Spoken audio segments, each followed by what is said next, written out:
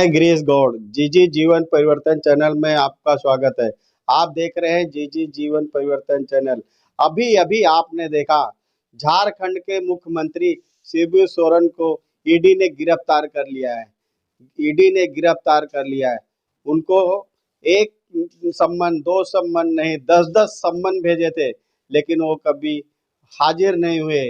तो एक बात में तो खुलासा ये हो रहा है, जनता के सामने आज दिखाई दे रहा है कि अगर हमने गुनाह नहीं किया है तो हमें हाजिर होना चाहिए, हमको कानूनी दांवपेच से अपने जवाब देना चाहिए। तो वो जवाब देने से भी बच रहे थे। तो ऐसे 10-10 सम्मन के बाद अरेस्ट न होने से ईडी ने क्या किया, उनके लिए पूरा पुख्ता सबूत तैयार किया और उनको वहां पर बुलाया गया और वहां अंदर लेने के लिए राज्यपाल सिर्फ 5 लोगों को अंदर लिया, सिर्फ 5 लोगों को अंदर लिया। और 5 लोगों को अंदर लेने के बाद उनके कुछ सवाल किए, उसके जिसका जवाब नहीं था तो उन्होंने तुरंत इस्तीफा मंजूर भी हो गया, साइन करके इस्तीफा देना पड़ा और वहां से बाहर निकले। उनके विधायक दल के जो नेता थे, विधायक थे, सब वो बाहर के बाहर खड़े रह गए। कितना पुख्ता इंतजाम किए थे, ईडी, सीबीआई, आईटी सब डिपार्टमेंट वहां मौजूद थे, बड़ी सी गाड़ियों में जिसमें 24-24 लोग बैठ सकते हैं। अधिकारियों के साथ उनको लेके वहां से रवाना हो गए, पिछले गेट से निकाल दिया, किसी को मालूम नहीं पड़ने दिया और पब्लिक बाहर बैठी हंगामा करने के लिए देखती रह गई, रास्ता देखते रहते। तो सरकार है और अधिकारी है, उनको भी पावर दी गई है। आप अगर इस तरह का घोटाला नहीं किए रहते, इस तरह का, तो सामने वाला कैसे उनको गिरफ्तार कर सकता था, क्योंकि हर प्रश्नों का जवाब देने के लिए तैयार है। लेकिन अभी अपक्ष राहुल गांधी जी का बयान था, उनका कहना है कि जो बीजेपी के साथ नहीं जाएगा उसे यही हालत में लाया जाएगा, उसे अरेस्ट किया जाएगा, उसे सताया जाएगा।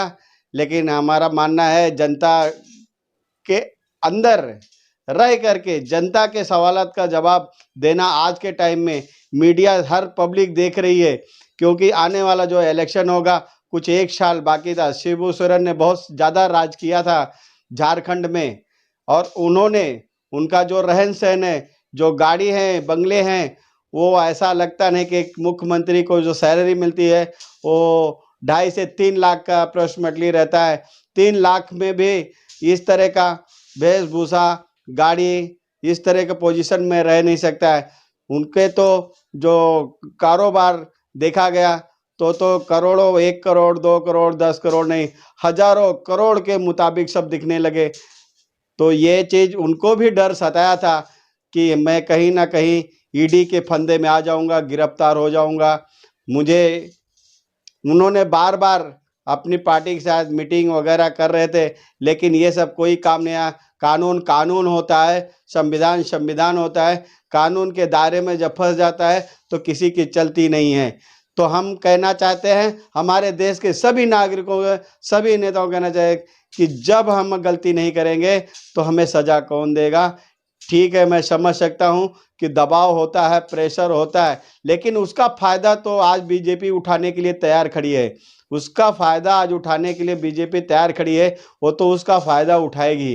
कहीं भी हो, गांव में हो, किधर भी हो, सिटी में हो, जहां भी, अगर आप जहां झुक गए वहां दूसरी पार्टी फायदा उठाने के लिए तो खड़ी है।